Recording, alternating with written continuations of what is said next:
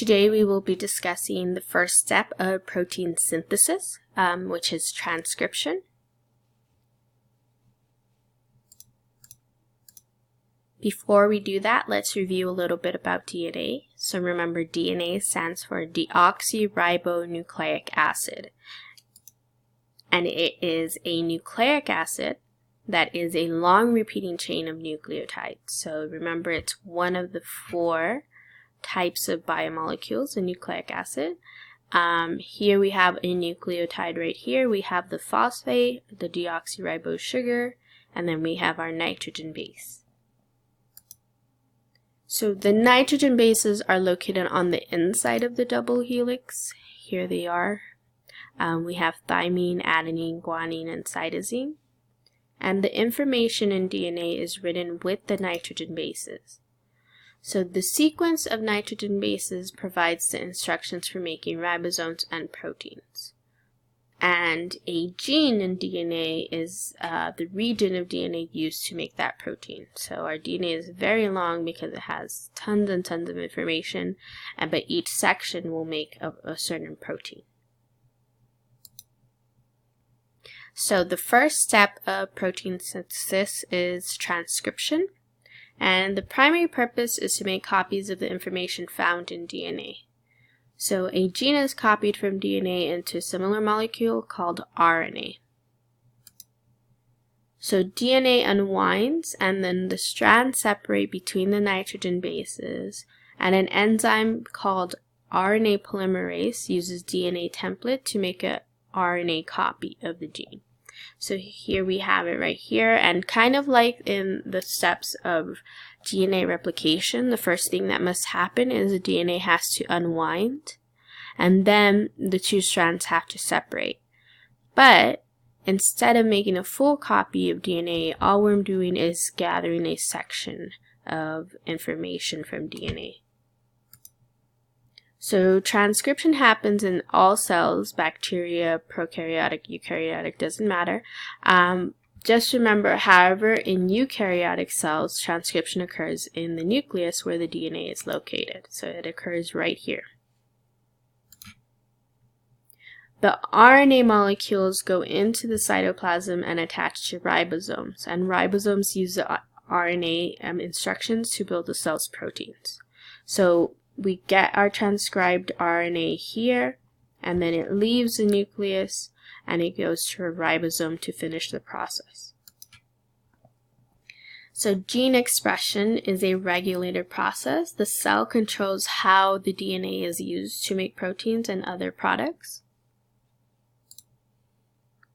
So the cell turns genes on and off so that certain genes in the cell are expressed. Only specific genes are being transcribed.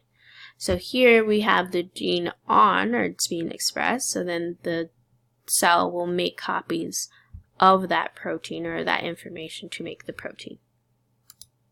If the cell turns the gene off, then it will not make copies or make those proteins.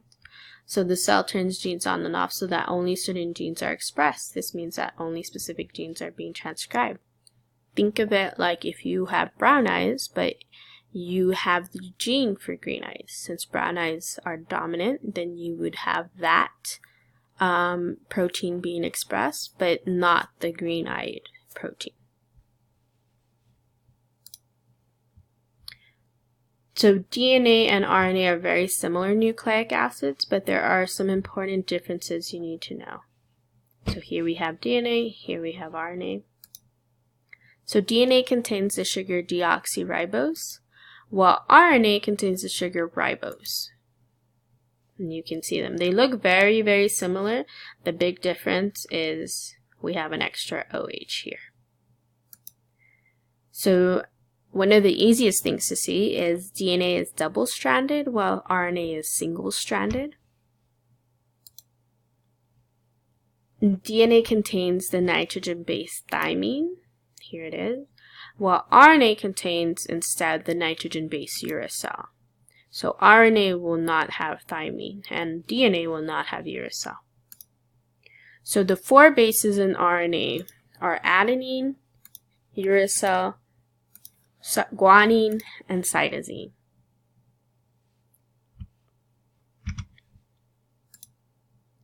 And here's how the base pairing. So if you remember with DNA, we had A and T go together, T and A go together, G and C go together, and C and G go together. So we will still have G and C and G always pair, but now it gets a little different because we do not have thymine and RNA, so we cannot have a T. So instead of A going to T, A goes to U. T will still go to A because we can have A in RNA, and then G and C are always together. So an important fact to remember is you will never ever see U and T appear in the same strand. So we'll never have a T or a U on the same strand. So here it says which of these represents the DNA segment from which this section of mRNA was transcribed. So we have an mRNA section here, and it wants to know from what DNA did it come from. So remember, U pairs with A, G pairs with C. So before we begin, we can easily cross out two answer choices, B and D. And then just going from the first letter, we have U here, U goes with A, G goes with C, A goes to T. You can see that it's the first one. So why can you immediately cross out those answer choices B and D? The reason is these have both T and U in the same strand. So we will never have U and T to appear together in the same strand. So if you ever see that as an answer choice, make sure to cross those out immediately. So here, we're going to correctly label the sequence of nitrogen bases in the RNA segment that is being transcribed from the DNA below. So we have G. Remember, G always goes to C. C always goes to G. This is where we get different. So we have A. A goes now to U instead of to T. And T goes to A. This T goes to A, and then C goes to D. So let's fill it in. And you can see, instead of putting a T with the A, we will now put in a U for mRNA. Okay, those are the notes. Make sure that you wrote down everything that was in red and green.